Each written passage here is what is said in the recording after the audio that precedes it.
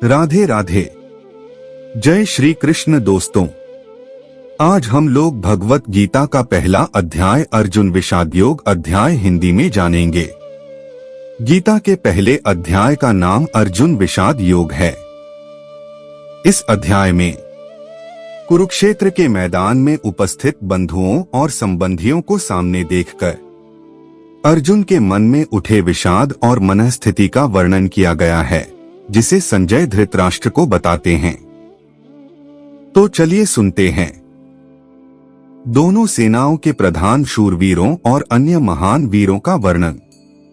धृतराष्ट्र बोले, हे संजय, धर्मभूमि कुरुक्षेत्र में एकत्रित युद्ध की इच्छा वाले मेरे और पांडु के पुत्रों ने क्या किया? संजय बोले, उस समय राजा दुर्योधन ने व्यूहरचनायुक्त पांडवों की सेना को देखा और द्रोणाचार्य के पास जाकर यह वचन कहा, हे आचार्य, आपके बुद्धिमान शिष्य द्रुपद पुत्र धृष्टद्युम्न द्वारा व्यूहाकार खड़ी की हुई पांडुपुत्रों की इस बड़ी भारी सेना को देखिए। इस सेना में बड़े बड़े धनुषों वाले तथा युद्ध में भीम और अर्जुन के समान शूरवीर सात्यकी और विराट तथा महारथी राजा द्रुपद, धृष्टकेतु और चेकितान तथा बलवान काशीराज, पुरुजित, कुंतीभोज और मनुष्यों में श्रेष्ठ शैब्य, पराक्रमी युधामन्यु तथा बलवान उत्तमौजा, सुभद्रा पुत्र अभिमन्यु एवं द्रौपदी के पांचों पुत्र, ये सभी महारथी हैं। हे ब्राह्मण श्रेष्ठ, अपने पक्ष में भी जो प्रधान हैं, उनको आप समझ लीजिए।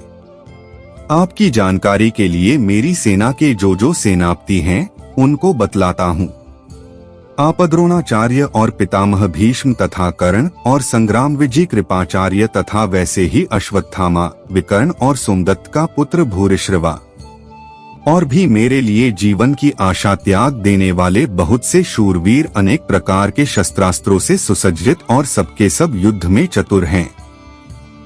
भीष्म पितामह द्वारा रक्षित हमारी वह सेना सब प्रकार से अजेय है और भीम द्वारा रक्षित इन लोगों की यह सेना जीतने में सुगम है।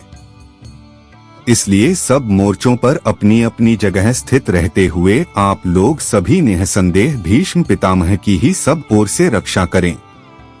कौरवों में वृद्ध बड़े प्रतापी पितामह भीष्म ने उस दुर्योधन के हृदय में हर्ष उत्पन्न करते हुए उच्च स्वर से सिंह की दहाड़ के समान गरजकर शंख बजाया। इसके पश्चात शंख और नगाड़े तथा ढोल, मृदंग और नरसिंघे आदि बाजे एक साथ ही बज उठे। उनका वह शब्द बड़ा भयंकर हुआ। इसके अनंतर सफेद घोड़ों से युक्त उत्तम रथ में बैठे हुए श्री कृष्ण महाराज और अर्जुन ने भी अलौकिक शंख बजाए। श्री कृष्ण महाराज ने पांचजन्य नामक, अर्जुन ने देवदत्त नामक और भयानक कर्म वाले भीमसेन ने पौंड्र नामक महाशंख बजाया। कुंती पुत्र राजा युधिष्ठिर ने अनंत विजय नामक और नकुल तथा सहदेव ने सुघोष और मणिपुष्पक नामक शंख बजाए। श्रेष्ठ धनुष वाले काशीराज और महारथी शिखंडी एवं धृष्टद्युम्न तथा राजा विराट और अजय सात्यकी, राजा द्रुपद एवं द्रौपदी के पांचों पुत्र और बड़ी भुजा वाले सुभद्रा पुत्र अभिमन्यु, इन सभी ने, हे राजन, सब ओर से अलग अलग शंख बजाए और उस भयानक शब्द ने आकाश और पृथ्वी को भी गुंजाते हुए धृतराष्ट्रों के अर्थात आपके पक्ष वालों के हृदय विदीर्ण कर दिए। हे राजन, इसके बाद कपिध्वज अर्जुन ने मोर्चा बांधकर डटे हुए धृतराष्ट्र संबंधियों को देखकर उस शस्त्र चलने की तैयारी के समय धनुष उठाकर ऋषिकेश श्री कृष्ण महाराज से यह वचन कहा, हे अच्युत, मेरे रथ को दोनों सेनाओं के बीच में खड़ा कीजिए और जब तक कि मैं युद्ध क्षेत्र में डटे हुए युद्ध के अभिलाषी इन विपक्षी योद्धाओं को भली प्रकार देख न लूं कि इस युद्ध रूप व्यापार में मुझे किन किन के साथ युद्ध करना योग्य है, तब तक उसे खड़ा रखिए। दुर्बुद्धि दुर्योधन का युद्ध में हित चाहने वाले जो ये राजा लोग इस सेना में आए हैं, इन युद्ध करने वालों को मैं देखूंगा। संजय बोले, हे धृतराष्ट्र, अर्जुन द्वारा कहे अनुसार महाराज श्री कृष्णचंद्र ने दोनों सेनाओं के बीच में भीष्म और द्रोणाचार्य के सामने तथा संपूर्ण राजाओं के सामने उत्तम रथ को खड़ा कर इस प्रकार कहा कि हे पार्थ, युद्ध के लिए जुटे हुए इन कौरवों को देख। इसके बाद प्रथापुत्र अर्जुन ने उन दोनों ही सेनाओं में स्थित ताऊ चाचों को, दादों परदादों को, गुरुओं को, मामाओं को, भाइयों को, पुत्रों को, पौत्रों को तथा मित्रों को, ससुरों को और सुहृदों को भी देखा। उन उपस्थित संपूर्ण बंधुओं को देखकर वे कुंती पुत्र अर्जुन अत्यंत करुणा से युक्त होकर शोक करते हुए यह वचन बोले।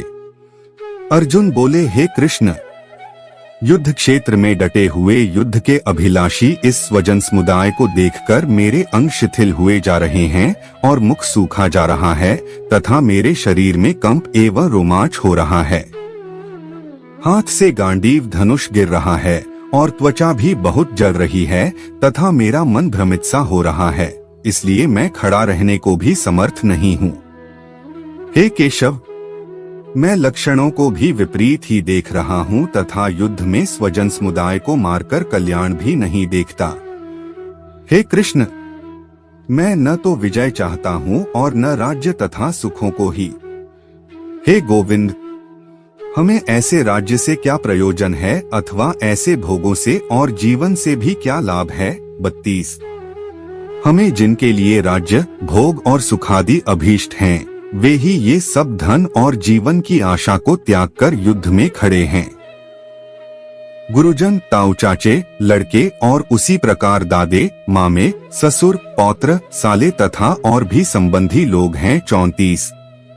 हे मधुसूदन, मुझे मारने पर भी अथवा तीनों लोकों के राज्य के लिए भी मैं इन सबको मारना नहीं चाहता, फिर पृथ्वी के लिए तो कहना ही क्या है। हे जनार्दन, धृतराष्ट्र के पुत्रों को मारकर हमें क्या प्रसन्नता होगी। इन आत्ताइयों को मारकर तो हमें पाप ही लगेगा।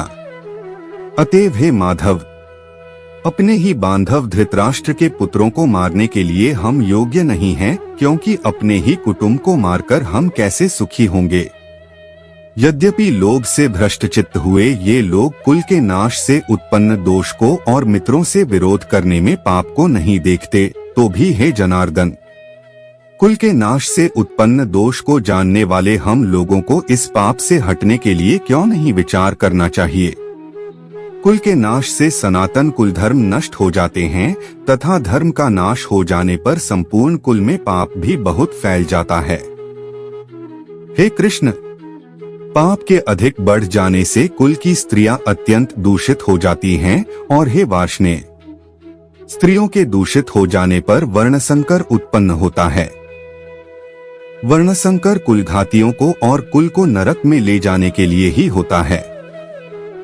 लुप्त हुई पिंड और जल की क्रिया वाले अर्थात श्राद्ध और तर्पण से वंचित इनके पितर लोग भी अधोगति को प्राप्त होते हैं। इन वर्णसंकर कारक दोषों से कुलघातियों के सनातन कुल धर्म और जाति धर्म नष्ट हो जाते हैं। हे जनार्दन, जिनका कुल धर्म नष्ट हो गया है, ऐसे मनुष्यों का अनिश्चित काल तक नरक में वास होता है, ऐसा हम सुनते आए हैं। हाँ, शोक, हम लोग बुद्धिमान होकर भी महान पाप करने को तैयार हो गए हैं, जो राज्य और सुख के लोभ से स्वजनों को मारने के लिए उद्यत हो गए हैं। यदि मुझ शस्त्ररहित एवं सामना न करने वाले को शस्त्र हाथ में लिए हुए धृतराष्ट्र के पुत्र रण में मार डालें तो वह मारना भी मेरे लिए अधिक कल्याणकारक होगा। संजय बोले, रणभूमि में शोक से उद्विग्न मन वाले अर्जुन इस प्रकार कहकर बाण सहित धनुष को त्याग कर रथ के पिछले भाग में बैठ गए। यहीं पर प्रथम अध्याय समाप्त हुआ। इस अध्याय का नाम अर्जुन विषादयोग अध्याय है। धन्यवाद।